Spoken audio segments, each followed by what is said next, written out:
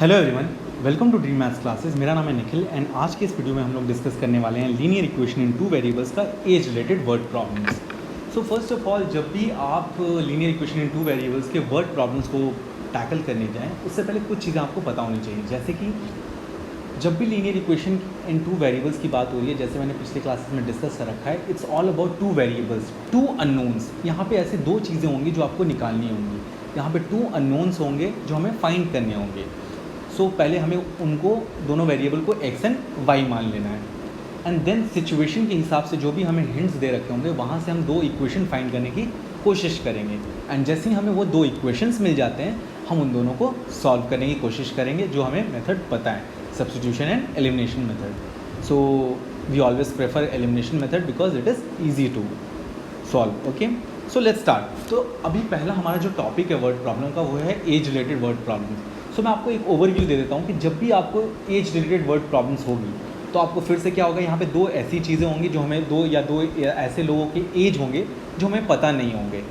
Then उसके बाद हमें हिंट के हिसाब से जो भी उन लोगों ने लैंग्वेज दे रखी होगी उसके हिसाब से मुझे मैथमेटिकल इक्वेशन बनाने हैं एंड जब वो दोनों ही मैथमेटिकल इक्वेशन मुझे मिल जाते हैं then we will solve it. तो जब भी हमारा एज रिलेटेड वर्ड प्रॉब्लम होगा, हमें क्या करना है, हमेशा उसको प्रेजेंट एज से स्टार्ट करना है कि उसका इस टाइम पे कौन सा एज चल रहा है, मतलब क्या उसकी प्रेजेंट एज है। तो हमेशा हमें रेफरेंस एज जो होगी वो प्रेजेंट एज होगी एंड देन सिचुएशन के हिसाब से अगर वो हमें बोलता है 2 years अगो तो हम लोग टाइम ट्रैवल करेंगे।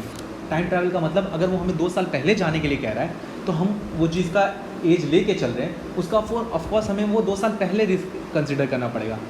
हम लेके चल रहे हैं present age which is X year. Just suppose कि मैंने बोला किसी की एज एक्स ईयर्स है एंड 2 साल पहले क्या होगा उसकी एक्स ईयर्स में, ऑफकोर्स वो 2 साल अपने प्रेजेंट एज से कम रहा होगा। So it will be x minus 2। अगर मैं बोलता हूँ 5 साल बाद की बात करूँ तो अगेन आपको फ्यूचर में जाना है। दिस टाइम आप अभी पास्ट में गए थे, अब क्या करना है, आपको फ्यूचर में जाना है। अब इस रेफरेंस एज से वो 5 साल आगे जाने की बात कह रहा है। तो अगर मेरा ये एक्स ईयर्स है तो 5 साल बाद वो कितना रहा होगा, एक्स प्लस 5 ईयर्स। इससे ये एक्स ईयर्स है तो इससे 2 साल पहले it's x minus 2 because it is past. तो 2 साल पहले में गया तो of course it is x minus 2। 5 साल बाद की बात कर रहा हूँ तो इसका अभी प्रेजेंट एक्स ईयर्स है तो it will be X plus 5। So that's how you have to do it. Let's start with the question and जो भी आपको हिंट दे रखा होगा उसके हिसाब से आपको इक्वेशन बनाना है। Just you have to consider that language form into mathematical form. Let's start now.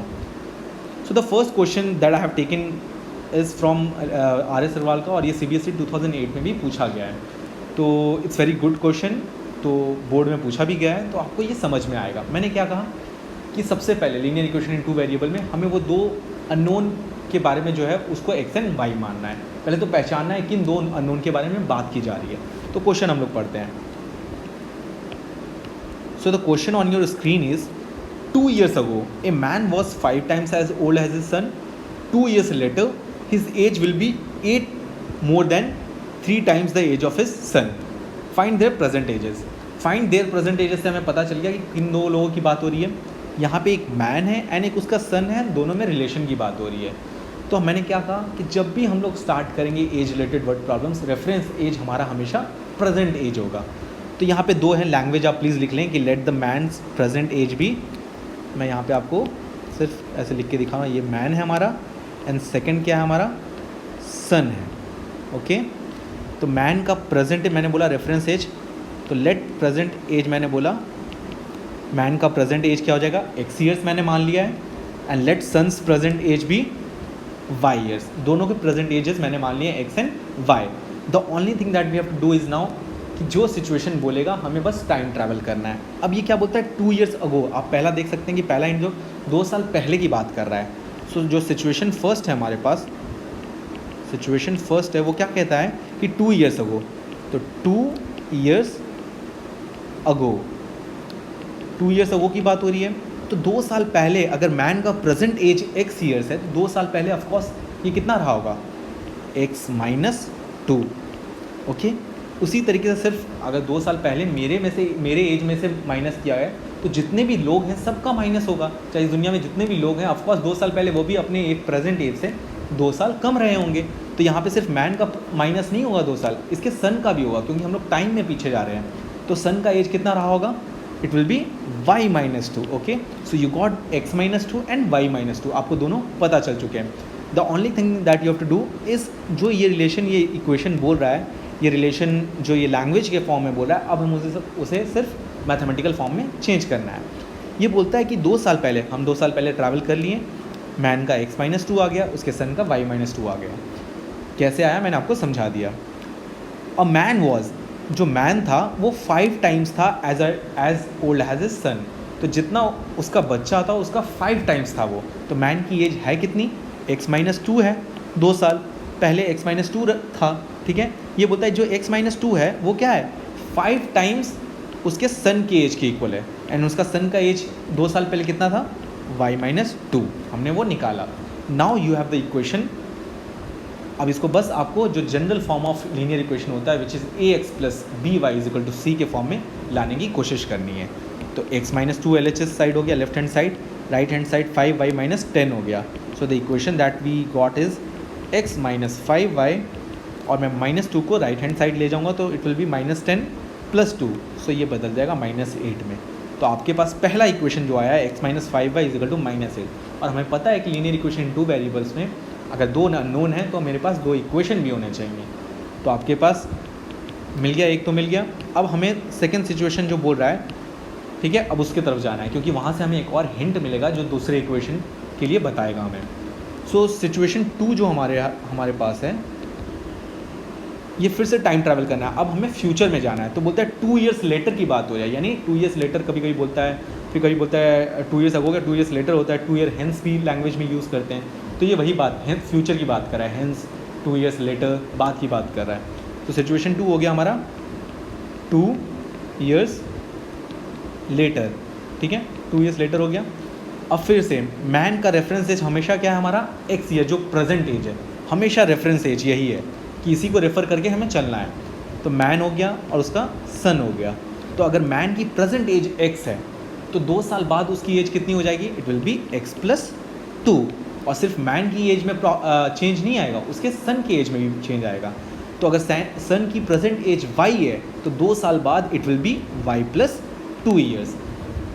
The only thing now you have to do is, जो भी लैंग्वेज फॉर्म में दे रखा है उसे आपको इक्वेशन के फॉर्म में लिखना है। तो x+2 हो गया। बोलता है क्या कि 2 साल बाद मैन की जो एज होगी, तो मैन की एज है कितनी, x+2 ईयर्स।